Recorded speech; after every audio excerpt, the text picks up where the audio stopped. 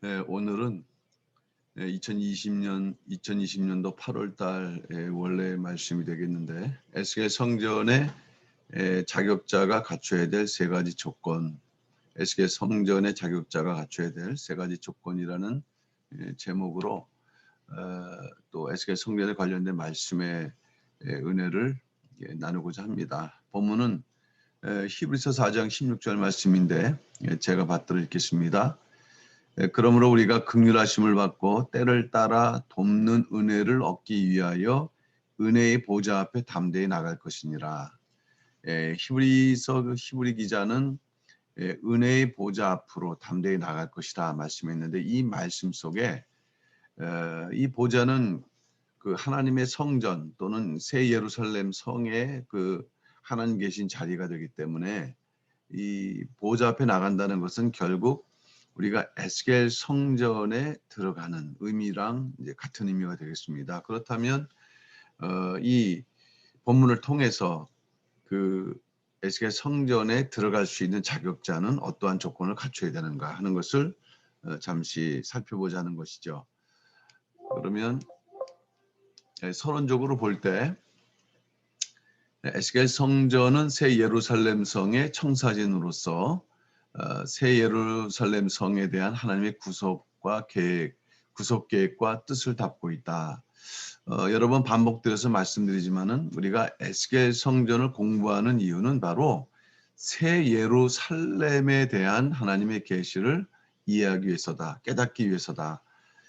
궁극적으로는 이 새 예루살렘 성이 우리에게 중요한 부분이지만 그것을 하나님께서는 에스겔 성전의 이상 속에 담겨두고 있다는 것입니다. 그렇다면 특별히 새 예루살렘 성에 대한 그 의미가 무엇인가? 여기 보게 되면은 그 성도가 마지막으로 구원을 완성하고 최후 승리를 해야 되는 의미를 우리에게 말씀해주고 있다는 것이죠. 그러니까 그러한 하나님의 그 계시 또는 구속 계획 그 뜻을 우리가 잘 알아야만 된다는 것입니다.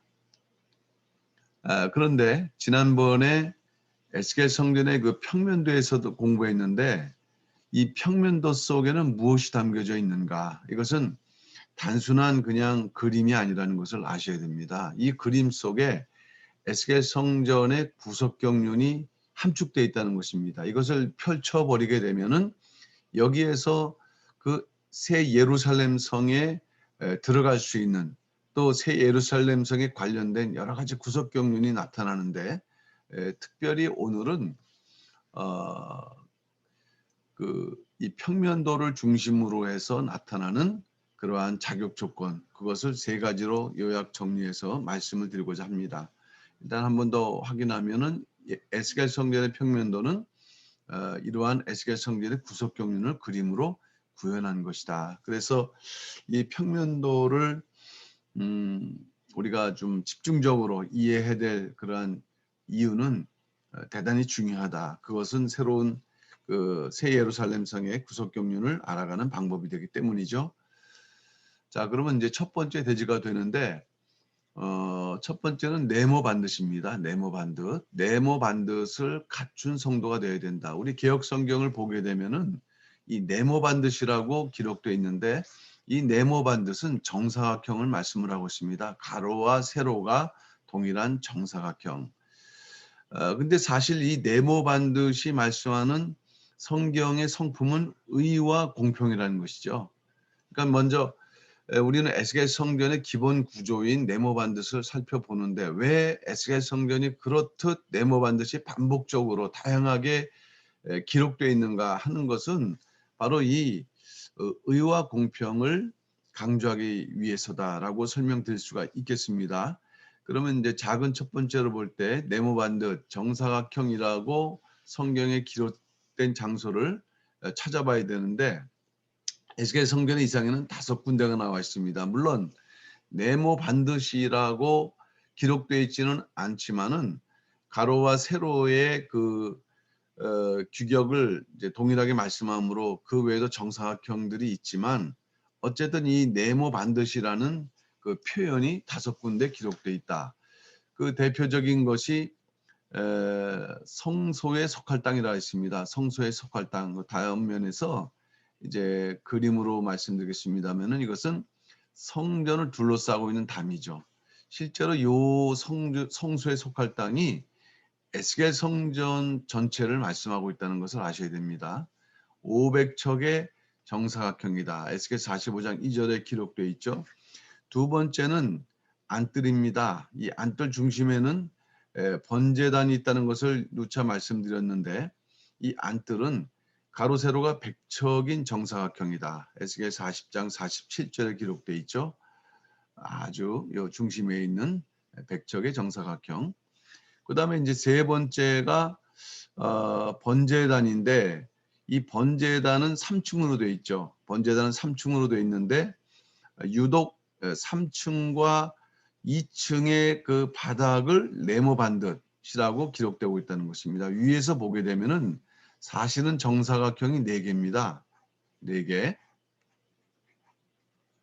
좀 비율은 좀 틀리지만은 요거는 이제 아래 턱이 되는 거죠. 가장 그 밑받침 턱이 되는 것이고요. 요것이 1단, 요것이 2단, 요것이 3단 이렇게 돼서 12, 14, 16, 18 이런 식으로 그 규격이 되어 있는데 그 중에서 구체적으로 네모 반드시라고 기록되어 있는 그 번제단은 2층과 3층이다. 이렇게 이제 말씀드릴 수가 있겠습니다. 자, 그러면 이것을 그림으로 볼 때 먼저 우리가 네모 반듯을 말씀하고 있는데 구체적으로 네모 반듯을 강조한 것은 첫 번째로 예, 성전 사면의 담이죠. 이것이 바로 그 성소에 이렇게 속할 땅이 되겠고요. 두 번째가 안뜰인데 바로 이것이 안뜰 되겠습니다. 예, 안뜰. 번제단을 감싸고 있는 백척 규모의 그러한 뜰이죠. 중심적인 위치에 있습니다. 그 다음에 세 번째가 번제단인데 요 안뜰 가운데 있는 요것이 아까도 말씀드렸던 것처럼 3층인데 2층과 3층의 번제단으로 되어 있다. 이렇게 기록되어 있고요. 이제 네 가지를 말씀을 드렸는데 마지막 다섯 번째가 예물로 드리는 땅도 네모 반듯 정사각형으로 성경에 기록되어 있다 하는 것입니다. 예물로 드리는 땅은 어느 땅일까요? 이와 같이 가로 세로가 2만 5천 척, 이제 가로도 2만 5천 척이 되겠죠. 2만 5천 척의 그 땅인데 이 땅은 만 척, 그리고 여기도 만 척입니다. 그리고 여기는 5천 척이죠. 그래서 요것이 바로 성전 사방에 담이 되는 곳이고요. 요것이 바로 에스겔 성전 사면 500척 아까 말씀드렸던 그 에스겔 성전을 말씀을 하고 있는 것입니다.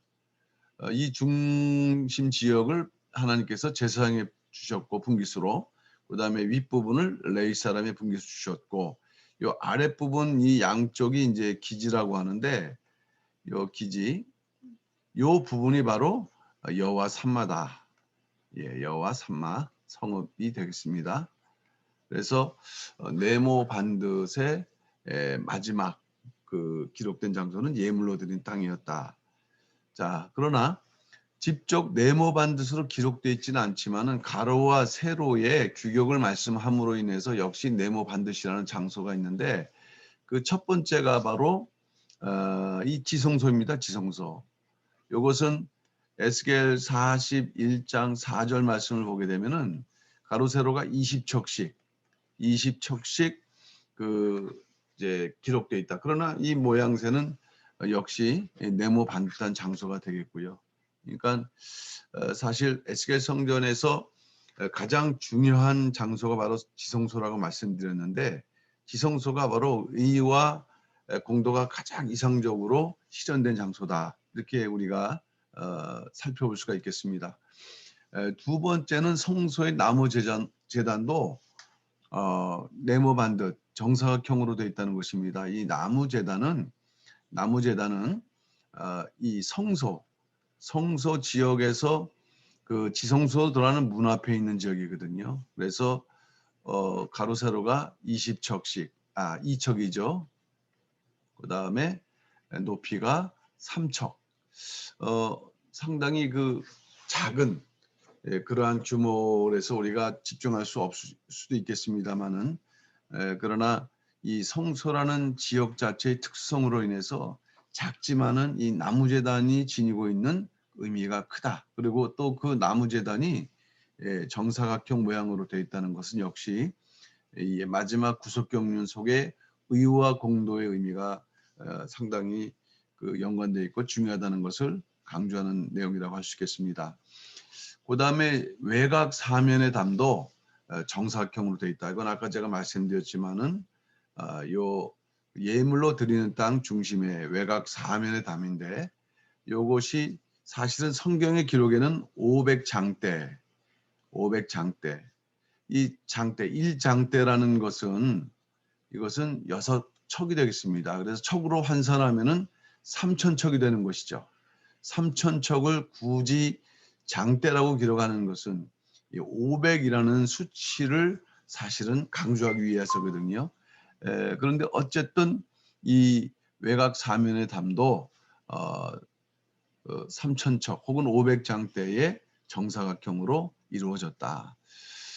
마지막 네 번째가 여호와 산마 성읍, 여호와 산마도 정사각형이라는 것이죠. 그래서 요 사이에 뜰을 250척의 뜰을 우리가 이렇게 제의를 하면은 실질적인 여호와 산마의 그 간격, 그 규격은 4,500척 또는 4,500척이 되는 거거든요. 4,500척. 뜰을 포함하게 되면은 가로 세로 5,000척의 정사각형이 바로 이 여호와 산마 지역이다. 그러니까 성경에서 중요한 부분들은 대체로 다 이 정사각형으로 이렇게 이루어져 있다. 이것은 공통적이고 일관되고 집중적이라는 의미를 발견할 수가 있는 것이죠. 자, 그러면은 이 의미를 우리가 생각을 해볼 때 이 네모반듯의 의미가 과연 어떠한 것을 의미하느냐? 이 네모반듯은 우리가 이건 한글말이지만 이 네모반듯 혹은 정사각형 속에는 두 가지 신앙적인 속성을 발견할 수가 있습니다. 우리가 볼 때도 네모다, 네모. 그렇기 때문에 가로, 세로가 또 같기 때문에 반듯하다 이렇게 설명을 할 수 있는데 이 두 가지 성경적인 속성 첫 번째는 공의와 공평이라는 거예요. 양쪽이 같다는 거죠. 공의와 공평이다. 그래서 반듯하다고 할 때는 이거는 또 의롭다. 자, 그런데 성경에서 이 공의의 또는 공평의는 대단히 중요한 두 가지 신앙적인 요소라는 거죠. 어디서부터 시작되느냐? 시편 89편 14절 말씀 보면은 의와 공의가 주의 보좌의 기초라 그랬습니다. 어디서 시작됩니까? 주의 보좌, 주의 보좌. 주의 보좌는 주님이 계신 장소인데 그 장소 역시 그 하나님의 존재와 함께 계시는 장소니 이것은 창세 전부터 존재한 그러한 처소가 되는 것입니다. 그러니까 그 처소의 기초가 의와 공도일 때 이 하나님 나라의 그 기초입니다. 그러면 이 땅에 그 하나님 나라가 이 땅의 그 창조가 이루어지기 전부터 의와 공도가 이제 존재했고 그것이 이 땅에 실현되는 것이 바로 구속 역사라고 볼 때 이처럼 하나님께서 네모 반듯을 강조하시는 것은 이것은 우연한 것이 아니라 거슬러 올라가게 되면은 창세전 하나님의 보좌와 깊은 관계에 있는 하나님의 중요한 성품과 관계에 있는 두 가지 조건이 되는 것입니다. 시편 97편 2절도 뭐 같은 의미죠. 여기서는 이제 공평이라고 번역되어 있지만은 공의의 같은 의미가 되겠습니다. 두 번째로 볼 때 그러면 공의와 공평을 구체적으로 살펴볼 때 어떤 의미냐? 히브리어로 보게 되면은 미시파트라고 합니다. 미시파트. 근데 미시파트라는 것은 우리나라 말로 번역할 때는 하나님의 긍휼이다. 이 긍휼. 자, 공의롭다, 공평하다라는 말이 어떻게 하나님의 긍휼이라는 의미로 연결되는가? 이것을 우리가 잘 이해를 하셔야 돼요. 신명기 10장 18절 말씀 볼 때 고아와 과부를 위하여 신원하셨다. 이 신원이란 말은 미시파트인데 우리나라 말로는 신원으로 표현됐죠. 하나님께서 그들을 이제 상당히 그 긍휼로서 대하시는 그런 의미가 담겨져 있는 말이거든요. 나그네를 사랑하사 그에게 식물과 의복을 주시나니 그랬습니다. 그러니까 고아와 과부는 일반적으로 약자죠. 사회적인 약자. 그리고 뭔가 그 처지가 빈핍하다는 것이에요.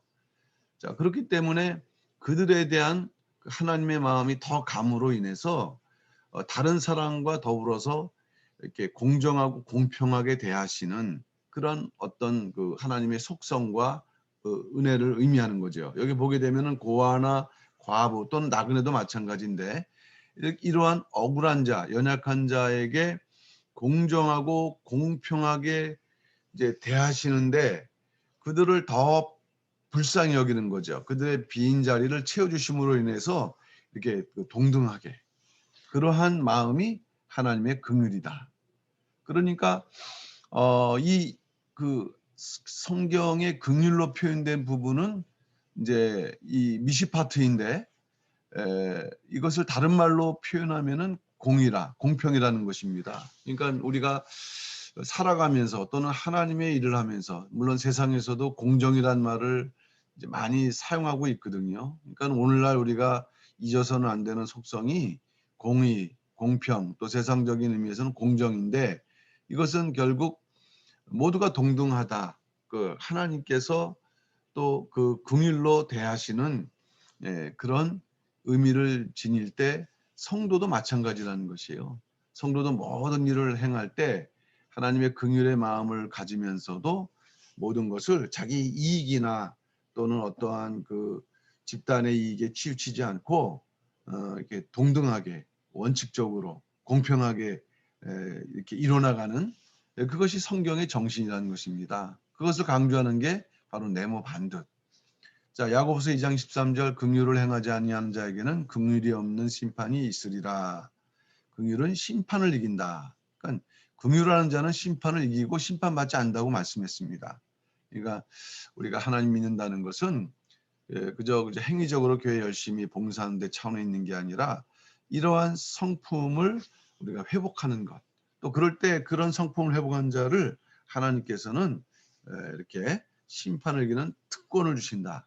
예, 이것을 말씀하고 있는 것이고요.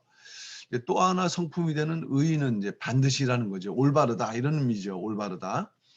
히브리 말로는 체닥합니다. 그러면 우리가 올바른 행동과 어떤 그 생각, 마음을 갖는 근원이 어디 있냐면 그것은 정직인데 일단 이 정직의 근원 어디냐? 하나님이시라는 말씀이에요. 하나님의 정직. 하나님도 정직하시다. 신명기 32장 4절 말씀 볼 때 그는 반석이시니 그 공덕이 완전하고 그 모든 길이 공평하며 진실무망하신 하나님이시니 공의로우시고 정직하시도다. 이 정직, 이 체다카입니다. 체다카. 자, 우리가 예수를 믿음으로 말미암아 의롭다 여김을 받는 거 아니겠어요? 그러니까 여김을 받지만 실제로는 의롭게 돼야 되는 거예요. 신앙생활을 통해서. 근데 이것이 뭐냐? 뭘 말씀하냐? 올바라야 된다. 또 진실해야 된다. 그래서 마음과 말에 거짓이 없어야 된다. 이게 뭐냐? 이게 정직이라는 말씀이에요. 히브리 말로는 체다카 그리고 의다. 그러니까 이 의가 이 땅에서 실현된 것이 바로 정직입니다. 그렇기 때문에 우리가 이 하나님의 그 정직을 닮아서 우리도 정직한 그러한 성품을 살아가야 된다. 그러니까는 결국 이 에스겔 성전에 들어가야 될 그 하나님의 백성들의 그 성품, 그것은 바로 뭐냐? 의와 공평이라는 것. 또 그것을 보면은 긍휼과 정직이라는 것. 이것을 우리가 알 수가 있다는 것이죠. 시편 15편 1절 2절 말씀을 보게 되면 여호와여 주의 장막에 유할 자 누구 오며 주의 성산에 거할 자 누구 오니까 정직하게 행하며 여기서 주의 장막에 유할 자라는 것은 표현은 다르지만 에스겔 성전에 들어갈 자 누구 오며 같은 질문이 되겠습니다. 정직하게 행해야 된다는 말씀이에요. 그래서 공의를 일삼 이거는 긍휼이라 했어요. 그리고 그 마음의 진실을 말할 줄 알아야 된다. 또 잠언서 15장 8절 말씀 보면 악인의 제사는 여호와께서 미워하셔도, 그러니까 제사라는 것은 오늘날 개념으로는 예배인데 수많은 예배를 드리지만은 행실은 악인이라는 거예요. 그 미워하신다는 거죠. 그러나 이 정직한 자의 기도는 하나님께서 기뻐하시고 응답하신다 하는 그런 말씀이 되겠습니다. 자, 그러니까 지금까지 말씀드렸던 내용은 의와 공의 또는 공평, 이런 두 가지 성품인데, 이 의라는 것은 정직이라는 성품이라고 말씀드렸고, 이것은 긍휼이라는 성품이라고 말씀드렸습니다. 그러니까 에스겔 성전의 그 자격자는 그 성품도 이렇게 하나님의 성품을 닮아서 특별히 정직하고 긍휼, 그 사랑의 마음을 품을 수 있는 그런 자가 되어야 된다 하는 것입니다. 자, 그러면 두 번째로 볼 때, 두 번째로 그 에스겔 성전의 평면도에서 보여지는 그 두 번째 자격 조건은 무엇인가? 그것은 거룩과 헌신이다. 번제단의 거룩과 헌신을 갖춘 성도가 되어야 된다 그랬습니다. 번제단에 그러니까 번제단 역시도 두 번씩이나 네모 반드시 기록되어 있고, 실제로는 네모 반드시 네 개로 이렇게 되어 있다고 말씀드렸거든요. 그러면 번제단이라는 것은 무엇이냐? 이것은 십자가를 상징하고 예수 그리스도의 속죄 사역을 상징하는데, 그것으로 인한 거룩, 그것이 바로 이 번제단을 통한 교훈이 된다는 것입니다. 이 번제단은 희생 제물을 드림으로 하나님의 임재와 용서를 체험하는 대단히 중요한, 구약적 개념에서는 성전의 중심입니다. 에스겔 성전의 중심이고 또 에스겔 성전의 압축판이라고 말씀드렸어요. 자, 그러나 거기에 머무르지 않고 이것을 넓혀 구속사 쪽으로 보게 되면은 속죄 의미하죠. 또 구원을 온전히 이루기 위해서 자기 몸을 제물로 단번에 받으신 예수 그리스도의 십자가를 말씀하는 것인데, 이 속죄 사역을 말씀하는 거죠. 속죄 사역을 말씀하는 것입니다. 자, 그러면 이 속죄 사역의 결과가 뭐냐 하는 것입니다. 이 속죄 사역의 결과, 그것이 바로 거룩이라는 말씀이죠. 여기서 히브리서 10장 19절 말씀을 보게 되면, 그러므로 형제들아 우리가 예수의 피를 힘입어 그랬습니다. 예수의 피를 힘입어. 예수의 피를 힘입어. 속죄 은총이죠. 자, 여기서 예수의 피를 힘입는다는 것은 예수의 피에 의하여, 예수의 피로 말미암아, 이런 의미거든요. 예수의 속죄 은혜로 말미암아 얻는 결과가 뭐냐? 그게 바로 거룩함이라는 것이에요. 그래서 절대로 에스겔 성전은 거룩지 못하면 들어갈 수 없다. 왜? 그 장소가 거룩하기 때문에. 에스겔 성전의 자격자는 거룩해야 된다 말씀하는 거 아니겠습니까?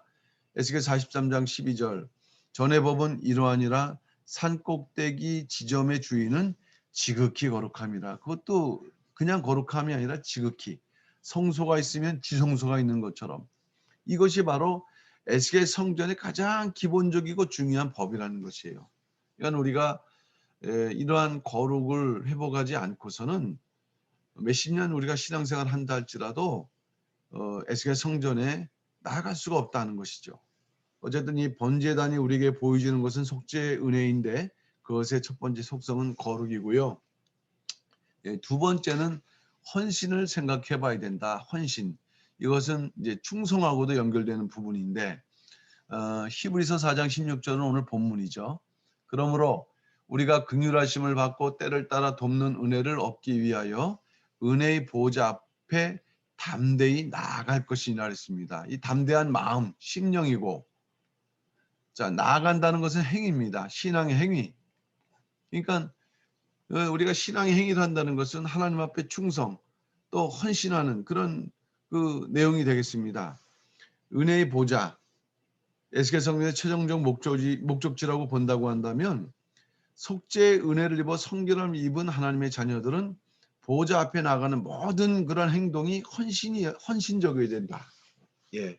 그렇게 되기 위해서는 마음도 그래야 되지만은 맡겨진 직분과 사명에 대해서 정말 마음을 다하고 정성을 다하는 충성과 헌신이 있어야 되는 거예요. 맡겨주신 직분과 사명에 충성과 헌신하는 길.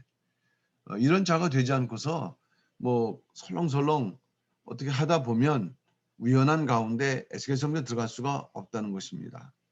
자, 그래서 마지막 때 어떤 존재들이 등장하느냐. 시편 110편 3절 말씀 보니까 주의 권능의 날, 이 마지막 주님 재림 때예요. 주의 권능의 날에 주의 백성, 이 선택받은 백성들, 에스겔 성전에 들어가는 백성들은 거룩한 옷을 입죠.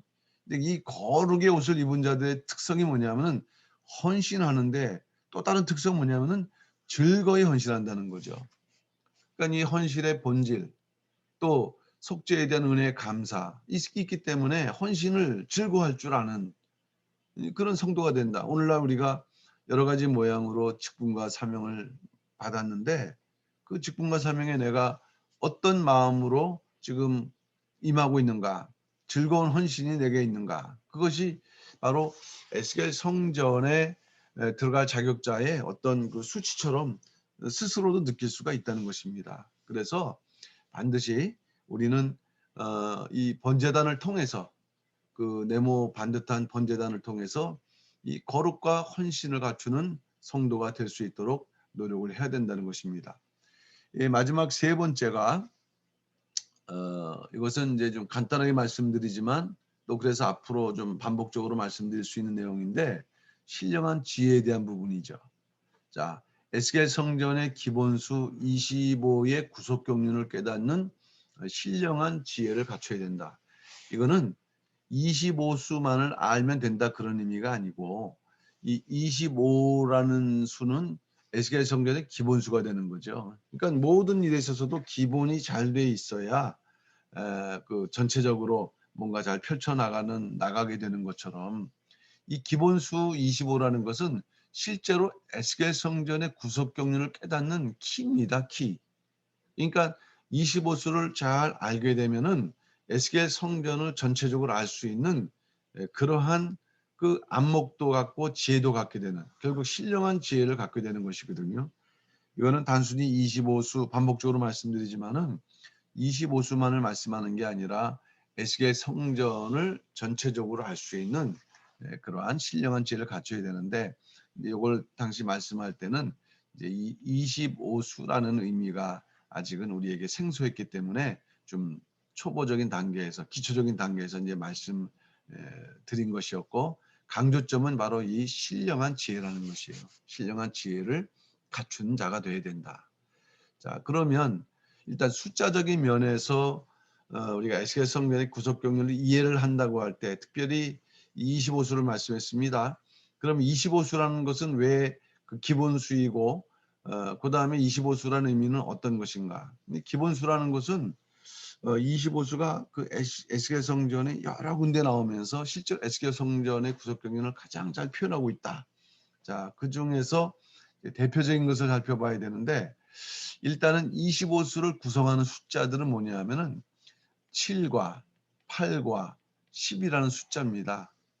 그러니까 요 세 가지 수가 이루어진 숫자가 최종적으로 25수다. 예, 25수다라는 것인데, 이것이 어디에 표현되어 있냐면은 에스겔 성전의 그 계단에 잘 표현되어 있다는 거예요. 에스겔 성전의 계단에. 자, 에스겔 40장 22절 말씀 보면 그 창과 현관의 장, 광과 종려나무가 다 동양한 문간과 같으며 그 문으로 올라가는 7층계가 있고, 요거는 바깥들 동양한 문간 있는 그런 계단을 말씀하는 것이거든요. 층계가 7이다. 그 다음에 두 번째로 에스겔 40장 34절 말씀 볼 때 그 현관이 바깥들로 향하였고, 그 이편 저편 문 벽 위에도 종려나무를 새겼으며 그 문간으로 올라가는 8층계라고 했습니다. 요거는 안뜰 밖에 그 안뜰 동양한 문간에 올라가는 계단을 말씀하는 것이거든요. 요거는 또 8개입니다. 신기하죠? 계단인데 그 계단의 숫자가 다르다는 것이에요. 7개, 8개. 자, 하나 더 있습니다. 에스겔 40장 49절 말씀 보면은 그 현관의 관은 20척이요 장은 11척이며 문간으로 올라가는 층계가 있고, 이거 여기서 문간은 성전 본관을 말씀합니다. 성전 본관. 여기에 이제 성전 본관이 이렇게 있는데, 본관에 올라가기 위한 계단이 있습니다. 근데 이 계단이 이제 10개입니다. 우리나라 개역 성경에는 그냥 올라가는 층계로 되어 있지만은 그 히브리 성경을 헬라어로 번역한 70인경을 보게 되면은 여기에 이 계단이 10계단이라는 것을 분명하게 말씀하고 있거든요. 자, 그러면 계단의 수는 7, 8, 10이라는 그러한 구조로 이루어져서 총 25계단을 올라가야 어디에 갈 수 있다는 말씀일까요? 이 성전 본관에 올라갈 수 있다는 말씀입니다. 에스겔 성전은 들어가는 데만 있지 않고 실제로 최종적으로 가야 되는 장소는 어디냐? 바로 성전 본관입니다. 더 나아가 어디로 가야 된다 그랬습니까? 성소. 더 나아가 지성소까지 나가야 되는 것이 에스겔 성전이 우리에게 보여주는 말씀인데, 그곳에 나가기 위해서는 반드시 25계단을 올라가야 된다 하는 것입니다. 이렇듯 계단을 통해서 25개가 이루어지는 그 어떤 과정을 우리에게 보여주셨다는 것이에요. 자, 그러면 이 25수가 결국 말씀해 주고 있는 것이 뭐냐? 이 25수를 분해해 볼 때는 두 가지로 분해가 될 수 있어요. 물론 셋으로 분해할 수 있죠. 7과 10과 8이지만, 그러나 이제 이것을 좀 더 그 성경의 중요한 주제로 다시 조합해서 분해해 보게 되면은 17과 8로 분해할 수 있다는 것이죠. 7과 10으로 이루어진 수는 우리가 일반적으로 말하는 승리의 수. 예. 세상에서도 이 17은 대단히 중요하게 반복되면서 좋은 의미로 전달되는 수입니다. 성경에서는 더더군다나 최후 승리, 최후 구원의 승리를 상징하는 수가 17이거든요. 단독적인 수가 아니고 7과 10으로 이루어진 수라 그랬습니다. 근데 거기에 이제 8이 더해지는 것이 25인데, 이 8은 뭐냐면은 새 생명 또는 새로운 출발, 예, 이런 의미를 지니는 수예요. 이 두 수가 연합되는, 예. 자, 그런데 놀랍게도 에스겔 성전에는 이러한 그 17, 이 17과 또 8이 또 독자적으로 이렇게 계시가 되어 있습니다. 어떻게 우리가 알 수 있냐면은 에스겔 성전에서 문간이라 했습니다. 문간의 너비의 수치는 25라 그랬는데, 이렇게 에스겔 성전을 그려보게 되면 6개의 문간이 있다 그랬습니다. 6개의 문간. 예. 안뜰을 중심으로 해서 이렇게 6개의 문간이 있다고 했는데, 이 문간의 크기는 동일합니다. 길이가 50척이고요. 그 다음에 너비가 25척. 자, 근데 신기하게도 이 각각 똑같은 너비 길이지만은 이것을 설명할 때마다 그 너비와 길이를 그대로 동일하게 반복적으로 기록을 하고 있으면서, 그래서 에스겔 성전 계시에 나타난 25수는 7번이 기록되어 있고, 그다음에 문간 길이의 수치는 50인데 요거는 10번이 기록되어 있다는 것이에요. 7번과 10번이 기록되어 있다. 그러니까 이거는 따로따로 돼 있고 또 그 횟수를 다 찾아야 되기 때문에 에스겔 성전의 구석 경륜을 꿰뚫고 있는 그런 안목이 아니고서는 이 내용을 절대로 이것을 발견할 수가 없다는 것입니다. 그러니까 7과 10, 우리가 수치상으로 볼 때는 25와 50이지만 의미상으로 보게 되면 7과 10으로 이루어진 문간이에요.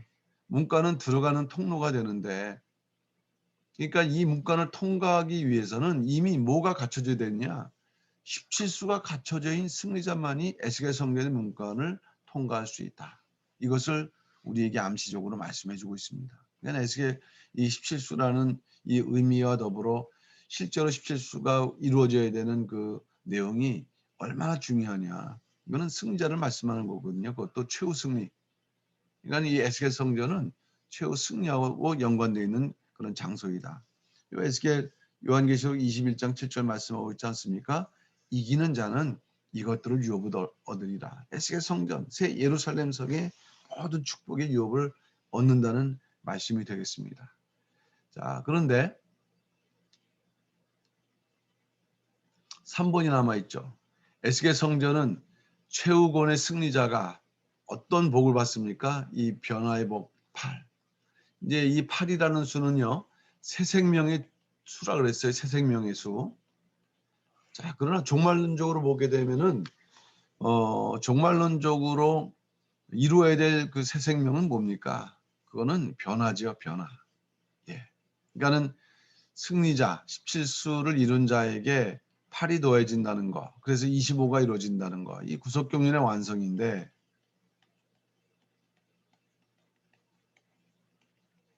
자, 여기 보시게 되면은 창세기 17장 12절 아브라함이 그 하나님께 받은 명령 속에 이 8의 의미가 나타나 있죠.